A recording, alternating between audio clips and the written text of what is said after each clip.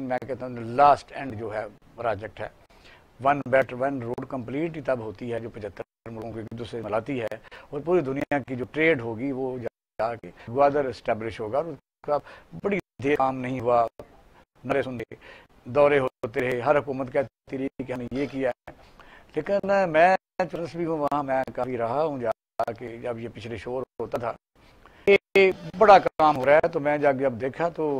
वहाँ बिजली जाती थी बहुत ज़्यादा, रोड उतनी अच्छी नहीं थी, पानी पीने के लिए यानी नहीं था, और पानी पीने के लिए जो समुद्र को आप साफ़ पानी करते हैं या ड्रिंकेबल, तो वो भी पीसी होटल वालों ने किया हुआ था, पेट्रोल पंप को नहीं था, सारी चीज़ें ईरान से जरिया यानी समुद्र आती थी। लेफ्टिनेंट जनरल कासिम सलीम साहब जो इस वक्त सी पैक के इंचार्ज हैं, वो दिन रात, अब उन्होंने कल बड़ी एक प्रेस कॉन्फ्रेंस की, आज भी उन्होंने बाकायदा तौर पर ये इस पर एक फोरम में बात की है कि सी पैक का अब मंसूबा जो लोग कहते हैं अब बड़े फास्ट ट्रैक के ऊपर है, यानी रुका हुआ तो था पहले, फास्ट ट्रैक के ऊपर है। इसकी तरह थोड़ी हिस्ट्री बयान करें कि सी पैक जो है वो यानी गेम चेंजर है। इसमें कोई शुबा नहीं है कि गेम चेंजर है, इसमें कोई शुबा नहीं है कि आपने जो कहा ग्वादर की जो सूरत हाल है, जो लोग 20 साल पहले हमें कहते थे कि आओ वहाँ कोड़ियों के भाव ज़मीन बिक रही है, मेरे कई दोस्तों ने मुझे कहा कि आओ तुम्हें ग्वादर दिखाता हूँ मैं, और ग्वादर में तुम्हें ज़मीन देते हैं और मेरे इतने 100 एकड़ मैंने ले लेता हूँ, तो हम अपनी मसरूफियात की वजह से नहीं गए। लेकिन आपने बयान किया ग्वादर की खुद है, वो वही सूरत, थोड़ी बहुत तब्दीली आई होगी। ग्वादर जो है वो होटल जरूर बन गया, वहाँ पे 5 स्टार होटल बन गया, वहाँ पे और चीजें भी आई होंगी, लेकिन नॉर्मेलिटी जो एक लाइफ का एक स्टाइल होता है और लोगों का वहाँ का रहना सहना एक महदूद पैमाने तक तो ठीक है हुआ है, लेकिन 20 साल के दौरान जिस तरीके से लोगों ने खरीदारी की वहां पर, उस तरीके से वहां पर एक शहर नहीं बच सकता। नहीं, 2 दफा तो ऐसा हुआ ना कि पूरे जोरों पर दहशतगर्दी शुरू हो गई। आपने देखा कि वहाँ लोग डरते, इन्वेस्टर तो जाते ही नहीं थे, जो जाते थे वो फिर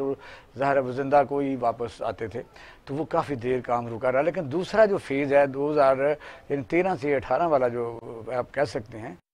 उस फेज़ में वहाँ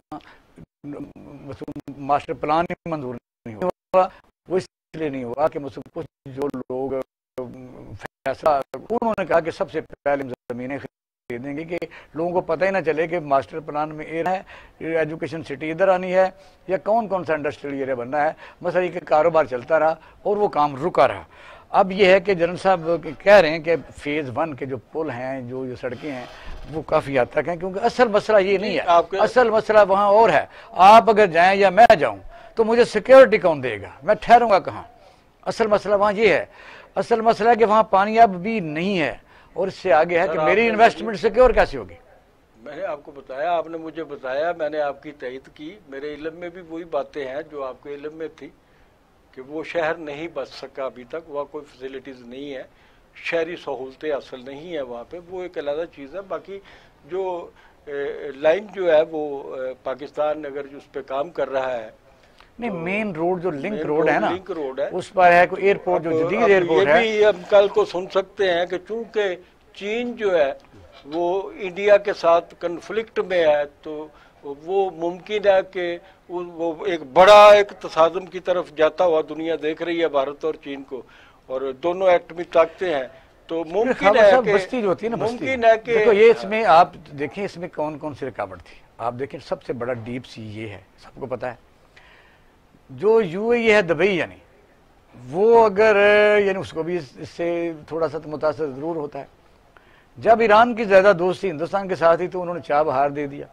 यानी अफगानिस्तान को लिंक करने के लिए कि ये इसको ये मंसूबा ठप रहे। एक मुसीबत तो नहीं थी, बस्ती की बसते बसते बस्ती है। अब चूंकि जो लिंक है 1 बेल्ट 1 रोड का कई मुल्कों में वो कंप्लीट हो चुका है, शायद रेशम जो है उससे ज़्यादा स्टेबल मैंने कंप्लीट हुआ देखा भी है। मैंने जितना पाकिस्तान में तरक्याती काम हुआ है इस मंसूबे पे,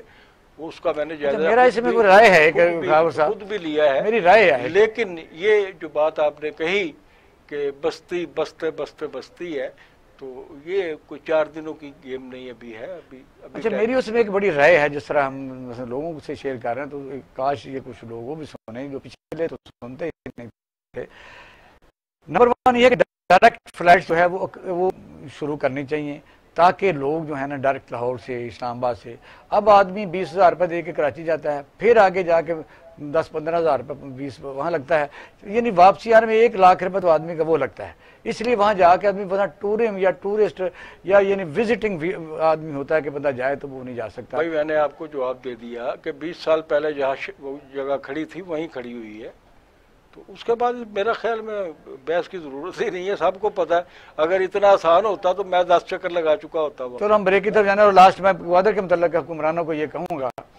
कि आप जो करोड़ नौकरियां देनी है, 50 लाख घर बनाने हैं, तो मैं समझता हूँ सबसे ज़्यादा ग्वादर को करेंगे तो नौजवान लोगों के लिए भी मेरी ये एक राय है कि अगर वहाँ आप जैसे सिक्योर हो, डायरेक्ट फ्लाइट चलें तो फौरी तौर पर वहाँ जाकर नए काम शुरू करने, ऐसा शहर बाजार के बड़े मौके पैदा होंगे। तो अब हम लेते हैं छोटी सी ब्रेक, हमारे साथ रहिए।